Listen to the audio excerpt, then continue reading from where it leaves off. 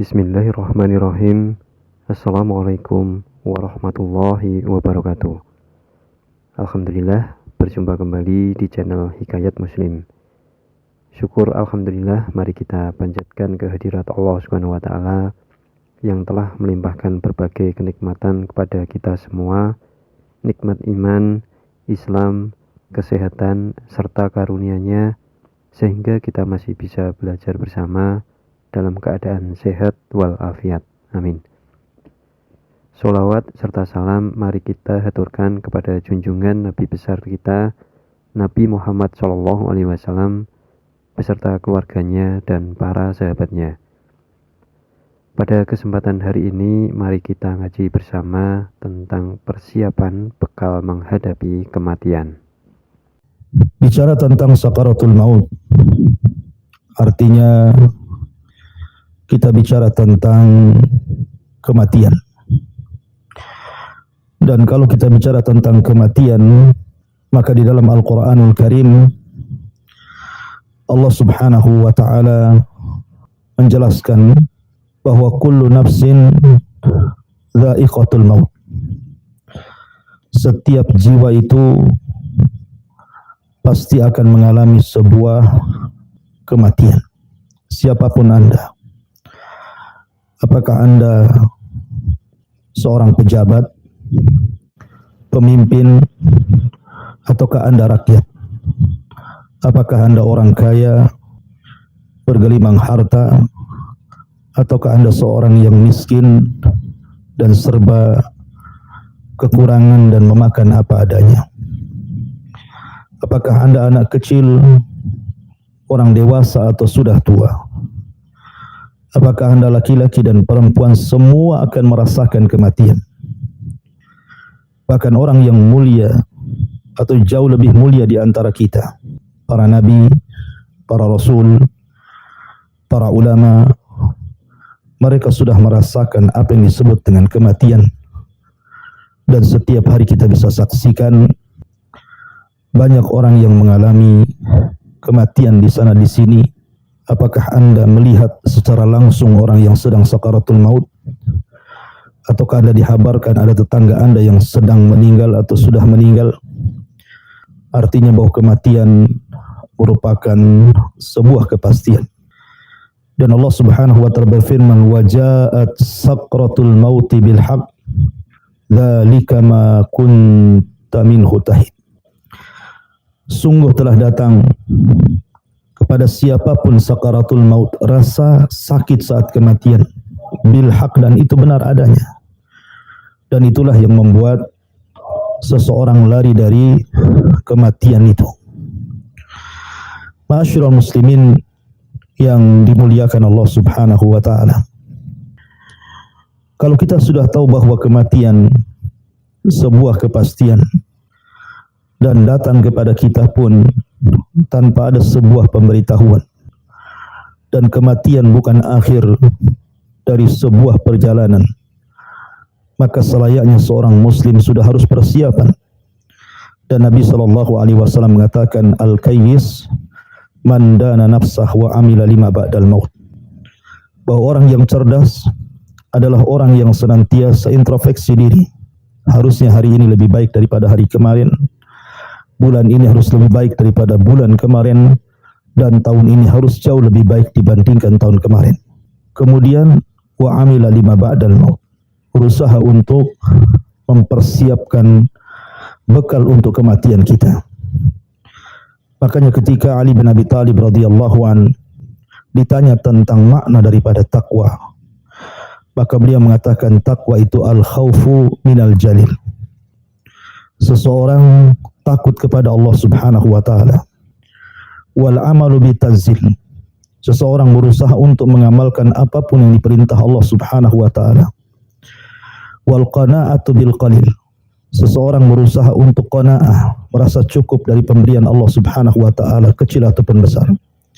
Kemudian wal isti'dad li yaumir rahil, dan berusaha untuk mempersiapkan hari di mana kita akan kembali kepada Allah Subhanahu wa ta'ala, mempertanggungjawabkan semua apa yang sudah kita lakukan di dunia. Ma'asyiral muslimin yang dimuliakan Allah Subhanahu wa taala. Kita tahu bahwa sakaratul maut akan berbeda. Apa yang akan dialami oleh seorang mukmin dan juga apa yang akan dialami orang-orang kafir, munafik ataupun fasik. Namun sebelumnya, bolehkah seseorang kemudian bercita-cita untuk meninggal? Karena ada orang-orang yang mungkin terlampau lama sakitnya sehingga terbaling berbulan-bulan, bertahun-tahun. Kemudian terkadang seseorang kemudian berangan-angan untuk meninggal jauh lebih baik dibandingkan seseorang itu harus hidup. Maka dalam sebuah hadis Nabi SAW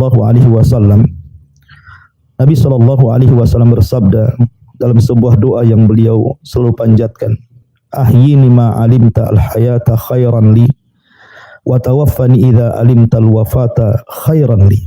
Rawahu An-Nasa'i. Ya Allah, berikanlah kehidupan kepadaku jika menurutmu kehidupan itu lebih baik bagiku. Tapi wafatkan diriku apabila kau tahu bahwa wafat itu jauh lebih baik dibandingkan hidupku. Kemudian dalam riwayat yang lain,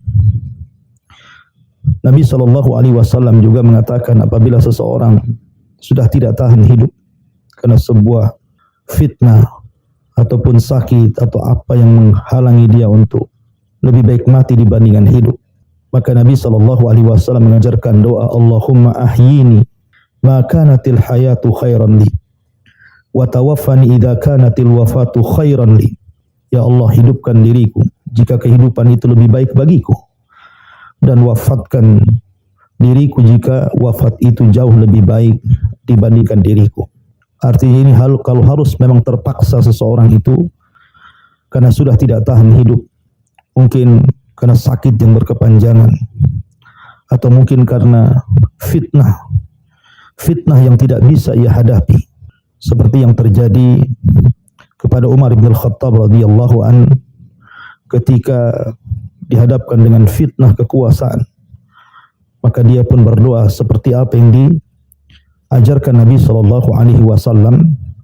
Doa seperti ini atau sesuatu yang terjadi kepada Zainab ketika dihadapkan kepadanya fitnah harta yang begitu banyak, dia takut kalau seandainya harta itu memfitnah dirinya, maka dia pun berdoa seperti doa yang diajarkan Nabi SAW. Artinya boleh seseorang berdoa agar seseorang itu diwafatkan, dan juga seseorang itu meminta agar dipanjangkan usianya kalau memang seandainya kehidupan itu lebih baik, atau kalaulah seandainya kematian itu lebih baik, sehingga berdoalah kepada Allah Subhanahu wa taala dengan doa yang diajarkan Nabi sallallahu alaihi wasallam.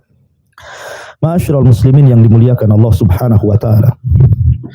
Bagi seorang mukmin, saya katakan di awal bahwa akan berbeda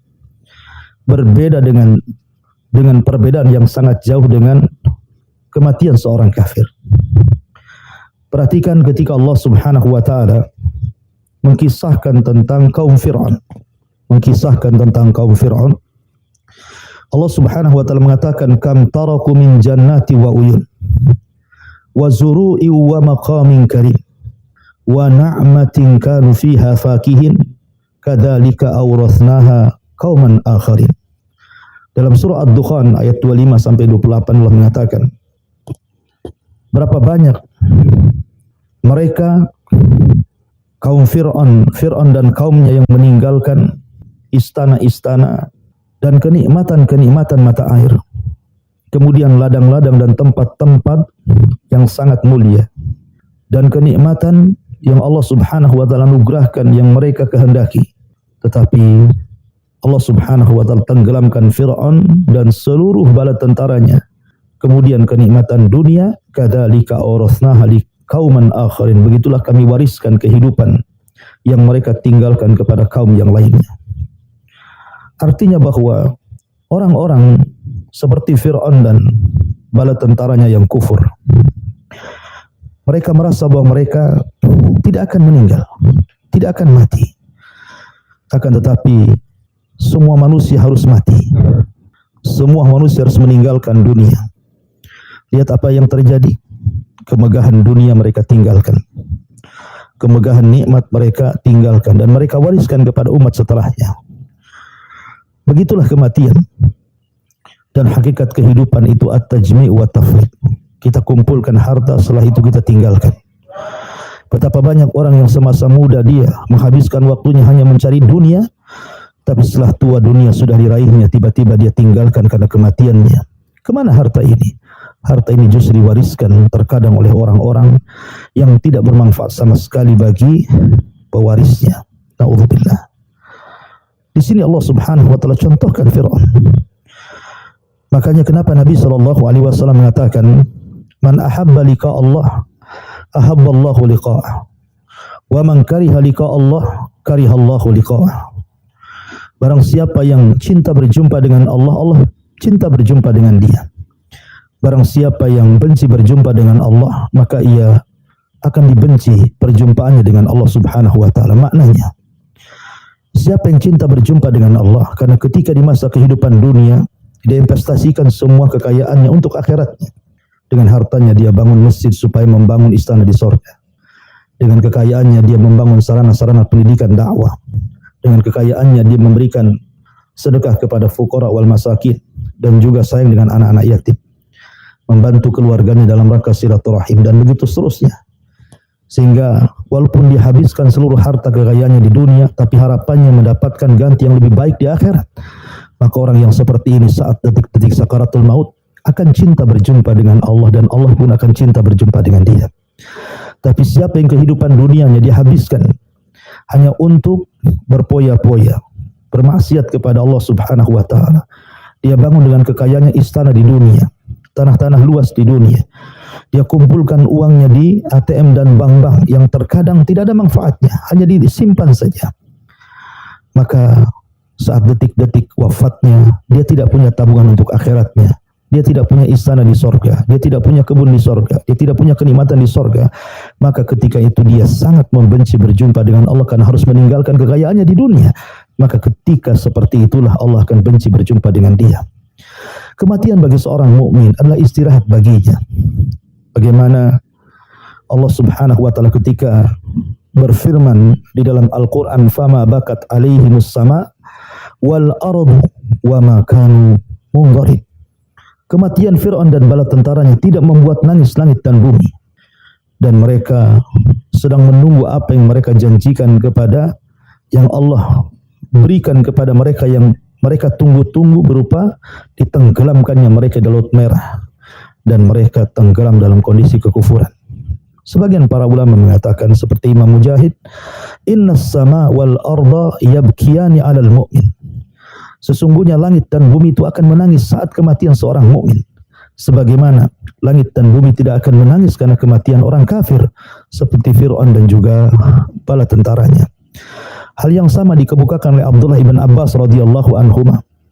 Sesungguhnya langit menangis, bumi menangis karena kematian seorang mukmin. Makanya Hasan Al-Basri rahimahullahu taala mengatakan, "Al-mautu rihanatul mu'min." Bahwa kematian itu merupakan istirahat bagi seorang mukmin. Dan Al-Imam Malik Ibn Maghul telah mengatakan, "Balaghani anna awwala sururin yadkhulu 'alal mu'min al-mautu lima yara min karamatillahi wa thawabihi." Kata Malik Ibn Maghul, dia mengatakan rahimahullahu ta'ala, telah sampai kepadaku bahwa awal kebahagiaan yang masuk kepada seseorang yang beriman kepada Allah adalah kematiannya. Karena dia melihat karamah Allah, kemuliaan Allah akan diberikan kepadanya. Dan pahala Allah Subhanahu wa ta'ala juga akan diberikan kepadanya. Makanya Sufyan Ats-Tsauri rahimahullahu ta'ala mengatakan, "Al-mautu rahatul abidin." Bahwa kematian itu istirahat bagi orang-orang yang ahli beribadah kepada Allah Subhanahu wa ta'ala. Dari sini Imam Bukhari dan Muslim meriwayatkan dari Abi Qatadah Ibn Rib'i Al-Ansari radhiyallahu anhu, ketika dia bersama Nabi SAW, kemudian marra alaihi janazah, tiba-tiba ada jenazah lewat, maka Nabi SAW mengatakan, mustarih minhu. Kemudian Dia bertanya kepada Nabi sallallahu alaihi wasallam, "Wa mal mustarih ya Rasulullah?" Apa yang Anda maksudkan mustarih? Mustarih itu artinya istirahat. Maka kata Nabi sallallahu alaihi wasallam, "Al-'abdul mu'min mustarihun min nasabid dunya wa adzaha ila rahmatillahi." Di mana seorang mukmin akan istirahat dari lelah letihnya kehidupan dunia dan juga hal-hal yang menyakitkan di kehidupan dunia, ila rahmatillah, karena dia akan mendapatkan kasih sayang dan rahmat Allah Subhanahu wa taala. Kemudian Rasul mengatakan, wal abdul fajir yastarihu minhul ibad wal bilad wasyajar wad dawab. Adapun kematian orang fajir, orang fasik, orang munafik, orang kafir, maka justru yang beristirahat adalah hamba-hamba yang masih hidup. Negeri-negeri akan aman, pohon-pohon akan aman, dan binatang-binatang akan aman. Justru seluruh manusia akan senang dengan kematiannya, karena negeri-negeri akan aman dengan kematiannya. Pohon-pohon dan binatang-binatang akan merasa aman dengan kematiannya, seolah-olah mereka bersyukur dengan kematian seorang hamba yang fajir, yang fasik, yang munafik, yang kafir. Na'udzubillah min dzalik tsumma na'udzubillah. Makanya Aisyah radhiyallahu anha adalah orang yang menyaksikan bagaimana wafatnya Nabi sallallahu alaihi wasallam. Dia satu-satunya manusia di bumi yang menyaksikan bagaimana wafatnya Nabi sallallahu alaihi wasallam, karena memang wafat di hadapan dirinya. Sampai-sampai Ummul Mukminin radhiyallahu mengatakan, ma aghbat ahadan bihauni mautin ba'da alladhi ra'aituhu min shiddati mauti Rasulillah sallallahu alaihi wasallam. Dia mengatakan seseorang tidak mungkin mau mengalami kematian. Seseorang tidak mungkin mau mengalami kematian. Kecuali kata Aisyah radhiyallahu anha, kecuali setelah aku melihat min syiddati mauti Rasulillah, bagaimana dahsyatnya kematian Nabi sallallahu alaihi wa ala alihi wasallam. Artinya bahwa Aisyah radhiyallahu anha seolah-olah kalau memang kematian seperti yang dilihat oleh dirinya dari kematian Nabi sallallahu alaihi wasallam yang walaupun dahsyat tapi nampak tenang, nampak senang, tentu dia ingin meninggal seperti meninggalnya Nabi sallallahu alaihi wa ala alihi wasallam. Tapi apakah seorang muslim sama dengan orang kafir juga akan mengalami sakaratul maut? Ma'asyiral muslimin yang dimuliakan Allah Subhanahu wa taala, tentu setiap orang akan mengalami sakaratul maut. Jangan lagi orang biasa, orang kafir, orang-orang fasik, orang-orang yang beriman sampai kepada Nabi sallallahu alaihi wasallam pun mengalami apa yang disebut dengan sakaratul maut. Aisyah radhiyallahu anha pernah mengatakan, aku melihat Nabi sallallahu alaihi wasallam ketika berada di pangkuannya saat-saat ketika wafat. Dia mengatakan, Allahumma a'inni ala ghamaratil maut wa sakaratil maut. Ya Allah, bantulah aku dari keperitan saat kematian dan dari rasa sakit saat kematian. Rawahu Tirmidzi. Artinya bahwa Nabi sallallahu alaihi wasallam juga merasakan apa yang disebut dengan sakaratul maut, apa yang disebut dengan kematian. Makanya dia berdoa seperti itu. Maka Anda pun saat diuji oleh Allah Subhanahu wa taala dengan sakit yang panjang, kemudian Anda rasa-rasanya tidak bisa lagi hidup, mungkin Anda merasa bahwa sebentar lagi akan meninggal, dan itu mungkin bisa dirasakan orang-orang yang sakit parah mungkin ya. Walaupun sekali lagi bahwa sakit parah itu juga bukan tanda dari kematian. Betapa banyak orang yang sakit parah kemudian sehat lagi. Tapi umumnya orang-orang yang dalam kondisi seperti itu biasanya sudah dekat dengan kematiannya. Maka berdoalah kepada Allah Subhanahu wa taala dengan doa, Allahumma inni ala ghamaratil maut wa sakaratil maut. Ya Allah, bantulah aku untuk menghadapi rasa sakit kematian, rasa keperitan saat kematian. Karena itu pula yang dirasakan Nabi sallallahu alaihi wa ala alihi wasallam. Ma'asyiral muslimin yang dimuliakan Allah Subhanahu wa taala. Tetapi tentu berbeda alasannya seorang mukmin mengalami sakaratul maut dengan seorang kafir fasik yang mengalami sakaratul maut. Abi Sa'id Al-Khudri radhiyallahu anhu diriwayatkan oleh Imam Hakim dalam Mustadraknya. Jadi suatu ketika dia masuk menghadap Nabi sallallahu alaihi wa ala alihi wasallam. Kemudian dia mengatakan di hadapan Nabi sallallahu alaihi wasallam, "Ma ashadda harhamaka ya Rasulullah." Betapa dahsyatnya demam yang kualami wahai Rasul sallallahu alaihi wasallam. Maka Nabi SAW mengatakan, inna kadzalika yushaddid alaina al-bala wa yudha'af lana al-ajru. Dia mengatakan, sesungguhnya demikianlah bala ujian sangat berat kepada kami para nabi, tetapi itu semua agar Allah Subhanahu wa taala melipat gandakan pahala untukku. Maknanya bahwa seorang mukmin apabila mengalami rasa sakit saat kematian, ketahuilah rasa sakit itu akhir dari penderitaan dan boleh juga akhir daripada pengguguran dosa yang pernah dia lakukan selama kehidupannya. Tetapi sakitnya orang-orang kafir boleh jadi itu sebuah awal pertanda bahwa itulah mukaddimah azab yang Allah Subhanahu wa taala berikan sebelum kematiannya, naudzubillah. Sebelum di sana ada azab kubur, sebelum di sana ada azabul akbar, neraka jahanam, naudzubillah min dzalik. Ma'asyiral muslimin yang dimuliakan Allah Subhanahu wa taala. Allah Subhanahu wa taala berfirman di dalam Al-Qur'anul Karim, kalla idza balagatit taraq wa qila man raq wa dhanna annahu al-firaq waltafatis saqu bis-saq ila rabbika yawma idzinil masaq. Sekali-kali jangan apabila nafas seseorang telah mendesak sampai ke tenggorokan dan dikatakan kepadanya siapa yang bisa menyembuhkannya, wakila man raq, siapa yang akan bisa menyembuhkan orang yang nyawanya sudah di kerongkongan? Tidak ada. Karena kematian itu idza jaa ajaluhu la yastakhiruna sa'ata wa la yastaqdimun. Apabila datang waktunya tidak mungkin mundur, tidak mungkin maju, pas waktunya. Karena bagaimanapun al-hadaru la yamna'ul qadar. Anda menghindar dari kematian tidak mencegah takdir kematian. Kematian itu pasti akan mengejar kita. Ainama takun yudrikumul maut walau kuntum fi burujin musayyadah. Dimanapun Anda berada, kematian itu akan mengejar kalian walaupun kalian di balik benteng yang sangat kokoh sekalipun, tetap kematian itu akan datang dan sampai kepada kita. Karena kematian itu tidak bisa ditolak. Al-hadaru la yamna'ul qadar. Menghindar dari kematian itu tidak mencegah takdir kematian. Oleh karena itulah apabila sampai nyawa di tenggorokan, tidak ada yang bisa mengembalikan nyawa itu ke dalam badannya. Karena bagaimanapun kematian itu sebuah takdir yang sudah digariskan oleh Allah Subhanahu wa taala. Tapi seorang mukmin tentunya ingin mendapatkan kematian yang husnul khatimah. Tidak mau mereka meninggal di atas su'ul khatimah. Lalu kapan seseorang dikatakan sedang sakaratul maut? Tentu kalau kita melihat pada dunia medis tentunya ya. Karena mungkin dalam beberapa riwayat hadis-hadis Nabi SAW tidak dijelaskan secara detail tentang alamat kapan seorang itu sedang sakarat maut dan akan dicabut nyawanya.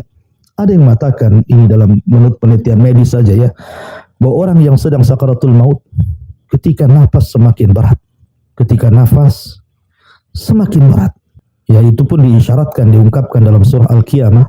Bisa Anda lihat pada surat Al-Qiyamah ayat 26 sampai 30 gitu ya. Tadi bagaimana Allah Subhanahu wa taala menjelaskan tentang kondisi beratnya orang yang sedang sakarat maut di mana nafasnya semakin berat. Kemudian mengalami kelelahan yang luar biasa gitu ya. Kelelahan yang luar biasa sebagaimana hadis Nabi Aisyah radhiyallahu anha menceritakan bagaimana lemahnya Nabi SAW saat sakaratul maut. Kemudian terkadang ada tanda berupa keringat di dahi. Berdasarkan hadis Ibn Buraidah dari bapaknya menceritakan bagaimana Nabi SAW mengatakan mautul mu'min bi araqil jabin. Terkadang dilihat dari tanda-tandanya ada keringat di dahinya. Ataupun ada beberapa tanda yang lainnya ya, yang juga oleh ahli medis mungkin dijelaskan juga kan, seperti rasa dingin yang dirasakan mulai dari kaki ya, kemudian jari jemari dan begitu seterusnya gitu ya. Atau terkadang dia merasa tidak betah di dalam tempat tidurnya kalau dia sakit, rasa-rasanya ingin pergi kemana, dia berteriak-teriak, naudzubillah gitu ya. Tapi yang jelas bahwa yang merasakan dekatnya kematian adalah orang yang akan meninggal. Kita orang hidup tidak bisa melihat secara zahir orang ini akan mati atau tidak gitu, kecuali setelah nafasnya dicabut. Karena juga kematian itu rahasia Allah Subhanahu wa taala. Medis ini hanya meneliti saja ya. Karena kematian itu adalah hak prerogatif Allah Subhanahu wa taala. Terkadang ada orang yang sudah disangka mati rupanya hidup lagi. Ya, itu kuasa Allah Subhanahu wa taala, bukan kuasa dokter atau kuasa siapapun. Karena sekali lagi kematian itu rahasia Allah Subhanahu wa taala yang Allah rahasiakan kepada hamba-hambanya. Kita ini hanya berdoa kepada Allah Subhanahu wa taala semoga Allah Subhanahu wa taala memberikan usia yang panjang, tetapi Allah berkahi usia kita. Kalaupun memang Allah Subhanahu wa taala takdirkan dengan kematian kita, tentu kita hanya mengharap kita ini meninggal dalam posisi husnul khatimah. Lalu apa tanda-tandanya seseorang itu meninggal dalam husnul khatimah? Ada yang mengatakan bahwa apabila seseorang itu di atas ibadah, di atas ketaatan kepada Allah Azza wa Jalla dan terus berdoa kepada Allah agar dia diwafatkan dalam kondisi husnul khatimah. Terkadang Allah Subhanahu wa taala wafatkan dia meninggal pada hari Jumat. Berdasarkan hadis Nabi sallallahu alaihi wasallam min Muslim, yamutu yaumal jum'ah aw lailatal jum'ah illa waqahu Allahu fitnatal qabri. Tidakkah seorang mukmin meninggal di hari Jumat atau pada malam hari Jumat kecuali Allah Subhanahu wa taala akan menjaganya dari fitnah kubur. Kemudian yang kedua, meninggal karena penyakit yang berhubungan dengan perut. Nabi sallallahu alaihi wasallam mengatakan, man mata fil batni fahuwa syahid. Barang siapa yang mati karena sakit perut, maka dia dikategorikan syahid. Atau meninggal karena tenggelam. Karena Rasul mengatakan asyuhadahu khamsah, bahwa orang-orang yang mati syahid itu ada 5 kelompok. Al-mat'un, kemudian wal mabtun, kemudian wal gharaqu wa sahibul hadmi wasyahidu fi sabilillah. Kata Nabi sallallahu alaihi wasallam, orang yang mati syahid itu ada 5. Orang yang meninggal karena penyakit taun, sakit perut, tenggelam, atau orang yang kejatuhan bangunan atau reruntuhan, atau yang meninggal di jalan Allah Subhanahu wa taala. Dan juga banyak lagi di antaranya tanda-tanda orang yang husnul khotimah: meninggal saat ibadah, meninggal di tempat-tempat ibadah, meninggal di waktu-waktu terbaik, dan begitu seterusnya.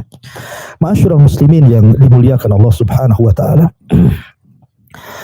Lalu apa yang harus kita lakukan apabila menghadapi orang yang sedang sakaratul maut, minimalnya untuk meringankan orang yang sedang sakaratul maut itu?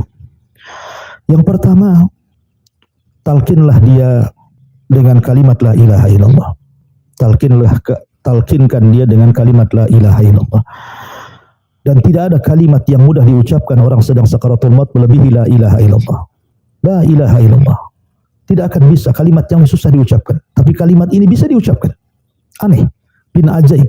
Ya, karena ini wahyu dari Allah Subhanahu wa ta'ala. Laqinu mautakum bila ilaha illallah. Ejahkan orang yang sedang mati kalian dengan la ilaha illallah. Ejahkan. Ya, karena hanya kalimat ini yang bisa diucapkan orang yang sedang sakaratul maut. Karena la ilaha illallah semua menggunakan huruf jaufi, huruf dalam, sehingga mudah diucapkan orang-orang yang sedang sakaratul maut. Dan Rasul mengatakan, man kana akhiru kalamihi la ilaha illallah dakhalal jannah. Barang siapa yang akhir ucapannya la ilaha illallah, maka dipastikan dia masuk surga. Karena la ilaha illallah adalah miftahul jannah, kuncinya surga. Maka talkinkan dengan kalimat la ilaha illallah. Yang kedua, bacakan surah Yasin saat detik sakaratul maut. Tentu bagi sebagian ulama yang mensahihkan tentang hadis-hadis yang membacakan surah Yasin, tapi yang melemahkan tidak perlu. Nabi SAW mengatakan, iqra'u Yasin ala mautikum. Bacakan Yasin kepada orang yang sedang sakaratul maut di antara kalian. Kata ulama fikih, sebab seseorang membacakan surah Yasin saat kematian, saat detik-detik sakaratul maut adalah mampu meringankan kematiannya, dan mampu meringankan ruhnya dicabut. Kenapa diantaranya? Karena surah Yasin terkandung padanya isi tauhid. Dijelaskan dalam surah Yasin itu bagaimana tentang tauhid, kemudian al-ma'ad, bagaimana kehidupan setelah kematian, kemudian juga busyra bil jannah, bagaimana dalam surah Yasin itu juga ada terkandung memberikan kabar gembira dengan sorga. Dan juga bagi orang yang mati di atas tauhid, seperti Allah mengatakan, qila dkhulil jannah qala ya laita qaumi ya'lamun bima ghafara li rabbi wa ja'alani minal mukramin. Ketika Allah menceritakan dalam surah Yasin tentang kisah ashabu Yasin yang membela para nabinya, kemudian dia harus dirajam oleh kaumnya. Saat detik wafatnya dia dikatakan qila dkhulil jannah, masuklah ke dalam surga. Artinya bagi yang mensahihkan hadis ini, silakan baca saat sakaratul maut, ya, supaya mudah ruhnya itu keluar. Tapi bagi yang melemahkan hadis ini, ya cukup mentalkinkan dengan kalimat la ilaha illallah. Ma'asyiral muslimin yang dimuliakan Allah Subhanahu wa taala. Adapun bagi orang yang sakaratul maut sendiri, ya sebelum dia memarah gitu kan, kalau dia masih bisa mengucapkan kalimat, masih bisa bicara, maka perbanyaklah doa yang diajarkan Nabi sallallahu alaihi wasallam. Allahumma inni ala ghamaratil maut wa sakaratil maut. Ya Allah, mudahkan aku untuk menghadapi keperitan saat sakaratul maut dan sakit yang dihadapi saat sakaratul maut. Dan teruslah jangan lupa basahi lisan kita dengan zikrullah, syukur-syukur membaca Al-Quran, karena ada satu kisah seorang anak muda yang sangat cinta dengan Al-Quran. Oleh salah seorang syekh diceritakan ketika dia mentalkin orang yang anak muda yang sangat cinta dengan Al-Quran, maka kalimat yang diulang-ulang oleh orang ini adalah suratul Najm. Wan najmi idza hawa ma dhalla sahibukum wa ma baghawa wa ma yantiqu anil hawa in huwa illa wahyun yuha. Ketika sampai kepada ayat wa ma yantiqu anil hawa in huwa illa wahyun yuha, dia pun kemudian meninggal dunia. Artinya bahwa biasakan berzikir, biasakan membaca Quran bagi Anda yang sudah sakit parah, supaya Allah Subhanahu wa taala wafatkan dalam kondisi seperti itu. Walaupun ulama mengatakan bahwa kematian seseorang itu disesuaikan dengan kebiasaan hidupnya. Kalau hidupnya biasa bermaksiat, maka dia akan meninggal sesuai dengan kebiasaannya di atas maksiat. Kalau hidupnya dia senantiasa beribadah kepada Allah Azza wa Jalla, maka dia akan diwafatkan seperti itu, di atas ibadah kepada Allah Subhanahu wa taala. Ma'asyiral muslimin yang dimuliakan Allah Subhanahu wa taala. Ada gambaran dari sebuah hadis. Hadis ini dari Bara bin Azib radhiyallahu an. Di mana Bara bin Azib ini menceritakan bagaimana Nabi sallallahu alaihi wasallam ketika menguburkan jenazah sementara liang lahat belum digali, maka Nabi sallallahu alaihi wasallam ketika itu bercerita di hadapan para sahabatnya tentang ruhnya seorang mukmin dan ruhnya orang kafir. Kata Nabi sallallahu alaihi wasallam, ruhnya seorang mukmin apabila meninggal dunia, maka datanglah malaikat membawa kain kafan dari sorga, hanut minyak wangi dari sorga, kemudian ruh itu dibawa ke langit. Maka harumnya semerbak ke langit. Kemudian para malaikat bertanya di langit, ruhnya siapa ini? Ruhnya siapa ini? Maka orang ini, malaikat yang membawa ini mengatakan, Fulan bin Fulan, Fulan bin Fulan, mengambil nama terbaik bagi orang yang meninggal ini. Kemudian pintu langit pertama dibuka, kedua, ketiga, sampai ketujuh. Akhirnya ruhnya dihadapkan kepada Allah Subhanahu wa taala. Dan Allah Subhanahu wa taala katakan, letakkan kembali ruhnya di dalam jasadnya, tetapi amalannya angkat ke Illiyin, di tempat yang paling tinggi di surga. Akhirnya ruh ini dikembalikan kepada jasadnya. Kemudian ketika sampai di jasadnya, maka datanglah dua malaikat Munkar dan Nakir bertanya siapa Rabbnya, siapa nabinya, apa agamanya. Tapi karena dia seorang yang beriman, Allah katakan yusabbitullahu alladhina amanu bil qauli tsabit fil hayati dunya wal akhirah. Orang-orang yang beriman mantap jawabannya, sehingga dia akan bisa menjawab semua pertanyaan Munkar dan Nakir yang disebut dengan fitnah kubur. Apabila sudah dijawab dengan benar, maka Allah Subhanahu wa taala akan mengatakan an sadaqa abdi, hambaku telah benar. Bentangkan pintu dari sorga, hantarkan makanan, pakaian dari sorga. Kemudian tiba-tiba datang orang yang tampan, yang baik, mengajak bicara sampai tak sadar kemudian kiamat sudah hampir dibangkitkan. Maka dia pun mengatakan, siapa kamu? Baik kami, kau baik sekali kau menemani diriku. Siapa kamu sebenarnya? Maka dia mengatakan, ana amaluka saleh, saya amalmu yang saleh. Tapi kalau orang kafir sebaliknya, menakutkan luar biasa. Ya, tetapi saat detik-detik sakaratul maut, seorang mukmin akan dicabut pelan-pelan ruhnya. Dimulai daripada ujung jari kaki, jari tangan, sampai kemudian di tenggorokan. Dan ruh itu seperti tetesan air terakhir yang keluar dari mulut teko, di mana tenang begitu, kemudian dicabut dengan dihabarkan di telinganya, alla takhafu wa la tahzanu wa abshiru bil jannati allati kuntum tu'adun. Dan malaikat maut mengatakan, ya ayyatuhan nafsul mutmainnah irji'i ila rabbiki radiyatan mardiyah fadkhuli fi ibadi wadkhuli jannati. Maka malaikat yang membisikkan di telinganya mengatakan, jangan takut, jangan sedih, sorga sudah menantimu. Dan malaikat maut mengatakan, wahai jiwa yang baik, jiwa yang tenang, keluar kepada keridhaan Allah Subhanahu wa taala. Maka jiwa itu akan tenang keluar. Kemudian setelah di tangan malaikat maut diserahkan kepada Rasulul Maut, kemudian dikasih kain kafan, minyak wangi, kemudian diterbangkan ke langit. Itulah indahnya ruhnya seorang mukmin. Tapi ruhnya orang kafir, naudzubillah, tsumma naudzubillah. Maka kita hanya bisa berdoa kepada Allah Subhanahu wa taala agar kita diwafatkan dalam kondisi husnul khatimah. Dan tentunya kita juga berdoa kepada Allah Subhanahu wa taala, semoga Allah ringankan saat kita sakaratul maut. Alhamdulillah, telah kita simak bersama penjelasan dari Ustadz Abu Humairah. Semoga apa yang disampaikan beliau bermanfaat bagi kita semua. Dalam hadis riwayat At-Tirmidzi, orang yang cerdas adalah yang menekan nafsunya dan beramal untuk kehidupan setelah kematian. Sedangkan orang dungu adalah yang mengikuti hawa nafsunya dan mengangankan kepada Allah berbagai angan-angan. Hadis tersebut menjelaskan bahwa sebaik-baik bekal yang perlu dipersiapkan untuk menghadapi kematian adalah amal soleh dan kebajikan. Beramal soleh dalam kehidupan di dunia akan memberatkan timbangan kebaikan kita di akhirat. Kematian adalah sesuatu yang pasti kita hadapi, sesuatu yang menjadi gerbang dari kehidupan dunia menuju kehidupan akhirat. Mari kita bersama-sama selagi masih ada kesempatan, umur yang diberikan oleh Allah Subhanahu wa taala, kita gunakan sebaik-baiknya untuk mencari amal bekal untuk kehidupan di akhirat kelak. Demikian yang bisa saya sampaikan, semoga bermanfaat. Billahi taufik wal hidayah. Wassalamualaikum warahmatullahi wabarakatuh.